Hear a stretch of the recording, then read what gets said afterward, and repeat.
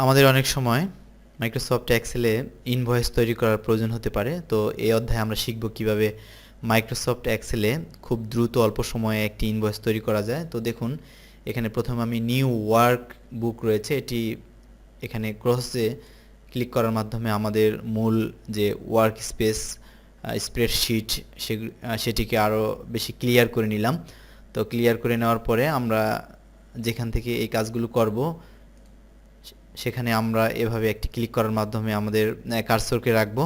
তো যেহেতু আমি একটি ইনভয়েস তৈরি করতে চাচ্ছি, তো এখানে আমি লিখে দিতে চাচ্ছি ইনভয়েস। তো দেখুন, আমরা ইনভয়েস লিখে ফেলেছি। তো এবার এভাবে নর্মালি একটি ড্র্যাগ করে ধরে বা আমরা কিবোর্ড থেকেও সিলেক্ট করতে পারতাম। তো ইনভয়েস লেখাটি আমি সিলেক্ট করে ফেলেছি। এবার আমি এখান থেকে এই ইনভয়েসের সাইজটিকে একটু বাড়িয়ে দিতে চাচ্ছি। তো দেখুন, আমি 36 করেছি। তো কথা হলো যে 36 করার পরে এখানে যে টোটাল ঘরটি আছে সেটি কিন্তু পিছনের অংশটুকু ডিলিট হয়ে গিয়েছে, এবং এখানে নর্মালি আমরা যদি একটি ক্লিক করি তাহলে দেখুন যে আমাদের আর অটোমেটিকলি এখানে কিছু করতে হয়নি। যে ইনভয়েস তো একটি বড় লেখা, তো মাইক্রোসফট এক্সেল এক্সপিতে এ ধরনের সুবিধা আছে যে আমরা যখন ছোট ঘরের, তো এখানে সবগুলো ছোট ছোট ঘর, কিন্তু এখানে যখন আমরা বড় কোনো লেখা লিখতে যাব তখন লেখা যখন শেষ হবে আমরা অন্যদিকে যখন একটি মাউস কার্সর নিয়ে ক্লিক করব তখন অটোমেটিকলি সেটি বড় হয়ে যাবে। যে ইনভয়েস লেখার জন্য যত যত বড় ঘর দরকার তত বড় ঘর কিন্তু তৈরি হয়ে গেছে। তো এখন কথা হচ্ছে যে এই ঘরের যে সেন্ট্রাল পয়েন্টে কিন্তু ইনভয়েস আসেনি। এর অর্থ হচ্ছে যে এটি আমরা এভাবে সিলেক্ট করব এবং এখানে সেন্টারে ক্লিক দিব। তো দেখুন, এবার কিন্তু আমাদের এই শীট অনুসারে আমাদের যে মূল শীট আমরা এখন যে ইনভয়েস তৈরি করব এই মূল শীটের রেশিও অনুসারে কিন্তু ইনভয়েসটি সেন্ট্রাল পয়েন্টে চলে এসেছে। আমরা ইচ্ছে করলে এটিকে আরও সাইজ বাড়িয়ে কমিয়ে নিতে পারি। তো আমরা এখান থেকে এটার সাইজ করে দিলাম 20। তো 20 করা হয়ে গেল। এবার আমরা ইনভয়েস তৈরি করতে যাব, এবং কোনো ইনভয়েস বা যে কোনো শিট আমরা তৈরি করি না কেন সেগুলোর ফরম্যাটিং কীভাবে বিভিন্ন কালার দিয়ে করতে হয়, সুন্দর করা যায়, সেগুলো আমরা একটু পরে দেখব। তো আপাতত বেসিক লেভেলের ইনভয়েস কীভাবে তৈরি করা যায় সেটি আমরা এখন দেখব। তো ইনভয়েস আমরা লিখে দিয়েছি। তো লিখে দেওয়ার পরে আমরা এখানে আমরা দেখি যে ইনভয়েসে কি কি বিবেচ্য বিষয় থাকে। আমরা জানি যে ইনভয়েসে সাধারণত যে প্রথমে যে যে প্রোডাক্টগুলো দিয়ে আমরা ইনভয়েস করব সেটির সিরিয়াল নাম্বার এখানে থাকে, তারপরে আইটেমের নাম এখানে থাকে, এবং কোয়ান্টিটি, প্রাইস, টোটাল প্রভৃতি বিষয়গুলো এখানে থাকে। তো আমরা এখানে এসএল নং বা সিরিয়াল নাম্বার বোঝাতে চাচ্ছি। এসএল নং মানে হলো সিরিয়াল নাম্বার। এখানে আইটেম, এবং আইটেমের এখানে আমরা দিতে চাচ্ছি কোয়ান্টিটি।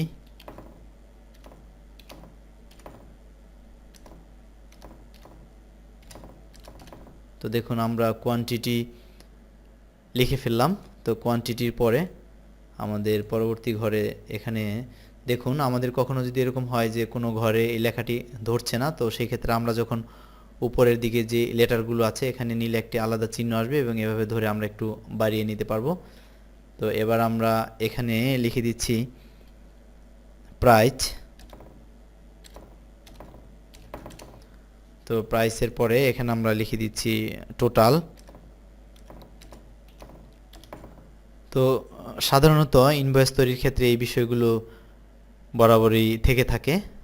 তো আমরা এখন সিরিয়ালের ঘরে লিখব 1 2 3 এরকম। এখন কথা হচ্ছে এখানে আমাদের প্রতিবারই যদি 1 2 3 4 লিখতে হয় তাহলে তো অনেক সময় সাপেক্ষ ব্যাপার।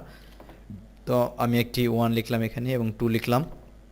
তো এক্সেলে কাজ করার ক্ষেত্রে আমাদের এই সুবিধাগুলো রয়েছে। তো এভাবে যে আমরা যদি কোনো এভাবে নিউমেরিক্যালি কোনো নাম্বার দিয়ে বোঝাতে চাই যে কোনো কাজ করার ক্ষেত্রে, তো সেগুলো 1 2 3 এভাবে অনেকগুলো 2-1000 2-100 এরকম লেখার প্রয়োজন হতে পারে। তো সেক্ষেত্রে একটি অনেক সময় সাপেক্ষ ব্যাপার। তো আমরা এভাবে প্রথম দুটো এভাবে লিখব। তো লেখার পরে এখানে কার্সর ধরে এভাবে ড্র্যাগ করে এই দুটো ঘর একবার আমরা সিলেক্ট করব। তো সিলেক্ট করার পরে যখন আমরা নিচে এখানে কার্সর ধরবো, দেখুন এখানে একটি আলাদা চিহ্ন এসেছে। তো চিহ্ন আসার পরে আমরা এটিকে ড্র্যাগ করে ধরে এভাবে আমাদের যতগুলো ঘর প্রয়োজন হয় অতগুলো আমরা নিয়ে আসবো। দেখুন 1 থেকে 16 পর্যন্ত এভাবে তৈরি হয়েছে। তো বিষয়টি নবীন ইউজারদের জন্য একটু জটিল হতে পারে। আমি পুনরায় দেখাচ্ছি। এখানে দেখুন যে এভাবে আমরা নিউমেরিক্যালি 1 2 3 এরকম লিখব। তো সিরিয়ালের ঘরে আমরা প্রথমে 1 লিখলাম এবং নিচেরটিতে 2 লিখলাম। তো 1 এবং 2 যখন লিখলাম তখন এ দুটো ঘরকে মাউস কার্সর প্রথমটিতে নিয়ে এসে ড্র্যাগ করে চেপে ধরে রেখে 1 এবং 2 দুটো একসাথে সিলেক্ট করলাম। তো যখনই আমি 1 2 একসাথে সিলেক্ট করতে পারলাম তখন কার্সরটি যখন আমি এরকম নিচে নিয়ে আসলাম, তো নিয়ে আসার পরে এরকম একটি চিহ্ন যখন আসলো, দেখুন এই 4 কোণা বিশিষ্ট অ্যারো নয়, এটি একটি বিশেষ একটি চিহ্ন। তো এটি নিয়ে আসার যখন চলে আসলো এটিকে ড্র্যাগ করে ধরে আমাদের যতগুলো এরকম প্রয়োজন হয় ততগুলো আমরা এভাবে ড্র্যাগ করে ড্রয়িং করে দিব। দেখুন এখন 1 2 3 থেকে এই 14 পর্যন্ত কিন্তু চলে এসেছে। একইভাবে আইটেমের ঘরে আমরা এখন যদি আমাদের যে আইটেমগুলো নাম লিখব, তো সেই লেখা কিন্তু অনেকটাই সময় সাপেক্ষ ব্যাপার। তো এই আইটেমগুলোর নাম আমরা কিভাবে লিখব, আমরা যদি টুলস মেনুতে চলে যাই, টুলস মেনু থেকে অপশনস, এবং অপশনসের এখানে আমরা যে কাস্টম লিস্ট দেখতে পাচ্ছি। তো আমাদের অনেক সময় এরকম প্রয়োজন হয় যে এটির দেখেই আমরা বুঝতে পারছি যে আমরা একটি ইনভয়েস তৈরি করব। তো ধরে নিচ্ছি যে এটি একটি ফার্মেসির জন্য একটি ইনভয়েস আমরা তৈরি করব, বা কোনো ঔষধ কোম্পানির জন্য আমরা একটি ইনভয়েস তৈরি করব। তো ঔষধ কোম্পানির ইনভয়েস যে ওষুধগুলোর নাম, সেগুলো নামগুলো কিন্তু একই, যে সিংহভাগ ওষুধের আইটেমগুলোর নাম এক। তো প্রতিদিনই যদি ইনভয়েসে এরকম করে লিখে লিখে হিসাব করতে হয় তাহলে অনেক সময় সাপেক্ষ ব্যাপার। তো এক্সেলে কিন্তু খুব দ্রুত, সুইফটলি, রেপিডলি আমরা এই কাজগুলো করতে পারি। এই জন্য আমরা টুলস মেনুতে যাচ্ছি এবং এখান থেকে অপশনসে আসছি, এবং এখান থেকে কাস্টম লিস্টে আমরা যদি যে সকল ওষুধগুলো আমাদের প্রতিদিন হিসাব করতে হয় ইনভয়েসের মাধ্যমে, সেগুলো আমরা যদি লিখে দিই, দেখুন আমি এখানে লিখে দিচ্ছি নাপা, আমি কমা দিয়ে এখানে লিখছি হিস্টাসিন, আমি এখানে কমা দিয়ে লিখে দিচ্ছি সিটামল, আমি এখানে কমা দিয়ে লিখে দিচ্ছি ভি প্লাস, আমি এখানে কমা দিয়ে লিখে দিচ্ছি সিভিট, আমি এখানে কমা দিয়ে লিখে দিচ্ছি অ্যামোডিস। তো প্রভৃতি এরকম ওষুধের নাম আমরা এখানে লিখে দিতে পারি। তো এই বিষয়গুলো আমরা পূর্বের অধ্যায়ে ডিটেলস দেখেছি। তো এখন এটিকে আমরা আমাদের এক্সেলের যে মেমোরি আছে, কাস্টম লিস্ট আছে, সেই লিস্টের মধ্যে আমরা এগুলো ঢোকাচ্ছি। তো এগুলো আমরা লিখে দিলাম, লিখে দেওয়ার পরে আমরা এখানে একটি ফুল স্টপ দিতে পারি। এবার আমরা অ্যাডে ক্লিক করছি। তো অ্যাডে ক্লিক করার পরে আমরা ওকে দিয়ে বের হয়ে আসছি। তো ওকে দিয়ে বের হয়ে আসার পরে আমরা এই আইটেমের ঘরে যখন আমরা প্রথমটি লিখেছিলাম নাপা, তো দেখুন নাপা লেখা হয়ে গেলে এবার আমরা নিচে যখন কার্সরটি ধরবো, এরকম নাপার যে সেলের ঘরটি আছে এটির নিচে যখন কার্সর এভাবে ধরবো, যখন এরকম একটি চিহ্ন আসবে তখন আমরা এভাবে ড্র্যাগ করে ধরে যখন নিচের দিকে নিয়ে যাব, দেখুন আমাদের এখানে যেই নামগুলো আমরা ঢুকিয়ে দিয়েছিলাম সেগুলো কিন্তু অলরেডি চলে এসেছে। তো যেহেতু এটি টুলস, অপশনস এবং এখানে কাস্টম লিস্টে এখানে রয়েছে, তো আমরা ইচ্ছে করলে প্রতিদিন এগুলো ইউজ করতে পারি। তো কখনো এরকম প্রয়োজন হতে পারে যে আমরা এগুলো মুছে দিব, তো সেক্ষেত্রে ডিলিট দিলেও কিন্তু মুছে যাবে। তো যেহেতু এটি এখন এক্সেলে অ্যাড হয়ে গিয়েছে, এটি বেশ কয়েকদিনে আমাদের এক্সেলে এরকম থাকবে এবং আমাদের আর নতুন করে লেখার প্রয়োজন হবে না, আমরা এটি দিয়ে কাজ করতে পারবো। তো আমরা আইটেমের নাম অলরেডি লিখে ফেললাম। এবার আমরা যে কতটি করে কোয়ান্টিটি সেটি আমরা লিখে দিব এখন ইনভয়েস তৈরির ক্ষেত্রে। তো ধরে নিচ্ছি যে আমাদের নাপা হলো 100টি বা 1000টি, তো আমরা এখানে 100টি লিখছি, এবং প্রাইস হলো ধরছি যে প্রতি পিস 1 টাকা করে, এবং এখানে যে টোটালটা আমরা একটু পরে আনবো, আপাতত এই কোয়ান্টিটি এবং প্রাইস আমরা প্রতিটি টাইপ করার মাধ্যমে আমাদের কিবোর্ড থেকে লিখে দিব। তো আমরা কোয়ান্টিটি এবং প্রাইসের যে আমাদের প্রতিটি প্রাইস কত এবং কতটি আমরা এই ইনভয়েসে হিসাব করতে চাচ্ছি সেগুলোর কোয়ান্টিটি এবং প্রাইস আমরা লিখে দিলাম।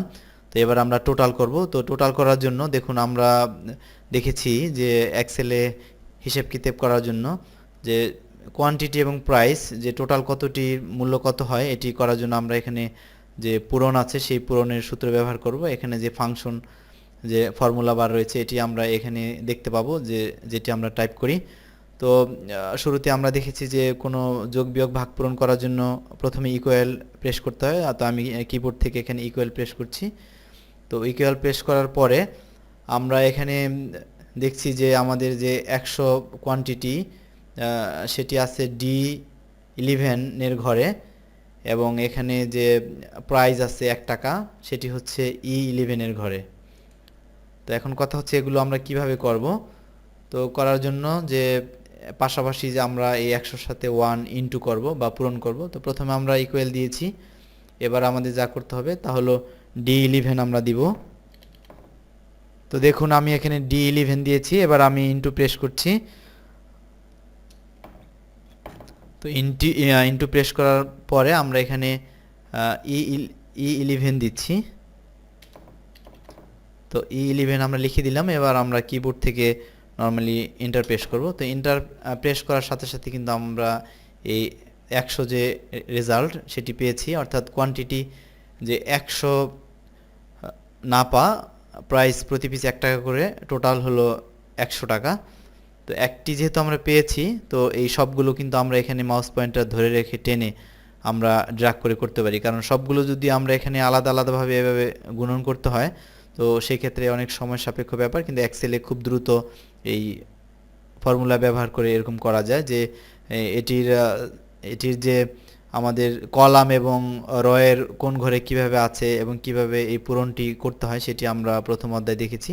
তো জাস্ট আমরা এখানে মাউস পয়েন্টার নিয়ে আসার পরে এরকম একটি চিহ্ন আসবে এবং সেটিকে ড্র্যাগ করে চেপে ধরে রেখে আমি যখন নিচের দিকে এরকম ড্র্যাগ করব, তো দেখুন ড্র্যাগ করার সাথে সাথে কিন্তু আমাদের এখানে যে টোটাল যে রেজাল্টটি সেটি চলে এসেছে। যে নাপা 100টি প্রাইস 1 টাকা করে 100 টাকা, এবং হিস্টাসিন 200টি 1 টাকা করে 200 টাকা, এবং সিটামল 50টি 4 টাকা করে 200 টাকা, এবং ভি প্লাস 40টি 4 টাকা করে 160 টাকা, এবং সিবিট 70টি 4 টাকা করে 280 টাকা, অ্যামোডিস 60টি 5 টাকা করে এখানে 300 টাকা। তো এরকম আর কি বিষয়গুলো দেখুন খুব দ্রুততার সাথে কিন্তু আমরা করতে পারলাম এটি। তো এখন এরকম প্রয়োজন হতে পারে যে আমাদের যে টোটাল কত টাকা হলো সেটি আমরা দেখব। তো টোটাল করার জন্য আমাদের এখানে যে আমরা যে একটা আইকন দেখতে পাচ্ছি অটো সাম, সেই অটো সামে ক্লিক করতে পারি। তো অটো সামে ক্লিক করার পরে আমাদের এখানে যে টোটাল যে ডি এবং সি, এখানে প্রতিটি যে 11 12 থেকে শুরু করে আমাদের এখানে যে 22 পর্যন্ত যে যতগুলো ঘর রয়েছে সেগুলোর যে টোটাল বা যোগ করা হয় যেভাবে, সেভাবে আমরা এখান থেকে এই আমাদের যে অটো সামে ক্লিক করার মাধ্যমে যোগ করতে পারবো, যেই যোগ করার প্রক্রিয়া আমরা প্রথম অধ্যায়ে দেখিয়েছিলাম। তো এভাবে ইনভয়েস খুব দ্রুত আমরা মাইক্রোসফট এক্সেলে করতে পারবো।